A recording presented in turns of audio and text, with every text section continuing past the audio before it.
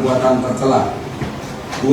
Sanksi bersifat administratif, yaitu pemberhentian tidak dengan hormat.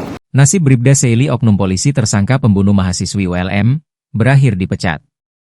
Majelis Sidang Komisi Kode Etik Polri, menjatuhkan putusan pemberhentian dengan tidak hormat kepada Bribda Muhammad Seili, pelaku kasus pembunuhan mahasiswi Universitas Lambung Mangkurat, ULM, Zahra Dilla.